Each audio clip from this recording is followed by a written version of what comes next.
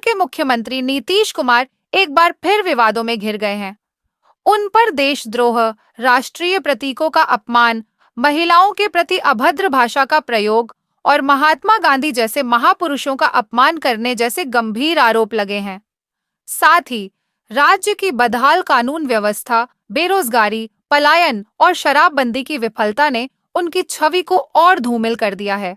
आइए जानते हैं कि इन आरोपों में कितना सच है और क्या नीतीश कुमार को अपनी नैतिक जिम्मेदारी लेते हुए इस्तीफा देना चाहिए। शराबबंदी एक विफल प्रयोग। 2016 में नीतीश कुमार ने महिलाओं के समर्थन से बिहार में पूर्ण शराबबंदी लागू की। इस फैसले को महिलाओं की सुरक्षा और पारिवारिक हिंसा को रोकने के उद्देश्य से लाया गया था, लेकिन कुछ ही समय बाद यह फैसला विफल साबित हुआ। अवैध शराब माफिया का बोलबाला। शराबबंदी के बाद राज्य में अवैध शराब की तस्करी और बिक्री बढ़ गई।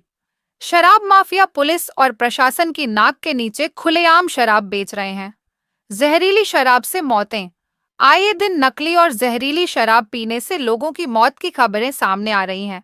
इसके बावजूद सरकार की ओर से कोई ठोस कदम नहीं उठाया जा रहा है। पुलिस का दुरुपयोग। शराबबंदी को लागू करने के नाम पर बिहार पुलिस का अधिकांश समय शराब पकड़ने में ही लगा रहता है, जिससे राज्य में कानून व्यवस्था और बिगड़ती जा रही है। कानून व्यवस्था की बदहाली। बिहार में कानून व्यवस्था पूरी तरह चरमरा चुकी है। दिन दहाड़े अपराध, हत्या, लूट, अपहरण और बलात्कार जैसे जघन्य अपराध आम हो गए हैं। अपराधी बेखौफ होकर वारदातों को अंजाम दे रहे हैं और पुलिस प्रशासन मूक दर्शक बना हुआ है। जंगल राज की वापसी। लोगों का मानना है कि राज्य में फिर से जंगल राज लौट आया है, जहां कानून व्यवस्था नाम की कोई चीज नहीं है। बेरोजगारी और पलायन। बिहार में रोजगार के अवसर न के बराबर हैं। युवाओं का पलायन। राज्य में उद्योग धंधों की कमी के कारण लाखों युवा रोजगार की तलाश में दिल्ली, मुंबई और अन्य राज्यों की ओर पलायन कर रहे हैं। सरकारी नौकरियों में भ्रष्टाचार।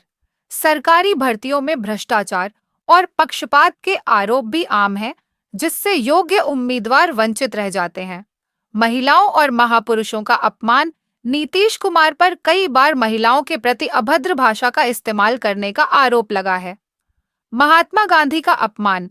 इसके अलावा उनके द्वारा राष्ट्रपिता महात्मा गांधी के खिलाफ अपमानजनक बयान देने के भी आरोप हैं, जिससे जनता में आक्रोश फैल गया है। महिला विरोधी बयान। सार्वजनिक मंचों पर उनकी भाषा और रवैया महिलाओं के प्रति असंवेदनशील रहा है, जिससे उनकी छवि को नुकसान पहुंचा है। क्या नीतीश कुमार को इस्तीफा देना चाहिए? इन सभी आरोपों और प्रशासनिक विफलताओं को देखते हुए यह सवाल उठता है कि क्या नीतीश कुमार को मुख्यमंत्री पद पर बने रहने का नैतिक अधिकार है? एक सच्चे लोकतंत्र में अगर कोई नेता जनता की उम्मीदों पर खरा नहीं उतरता, तो उसे स्वेच्छा से पद छोड़ देना चाहिए। बिहार के लोगों को एक मजबूत, ईमानदार और सक्षम नेतृत्व की जरूरत है, जो राज्य की समस्याओं का समाधान कर सके। अब समय आ गया है कि नीतीश कुमार अपनी जिम्मेदारी स्वीकार करते हुए आत्ममंथन करें और बिहार की जनता को नए नेतृत्व का अवसर दें।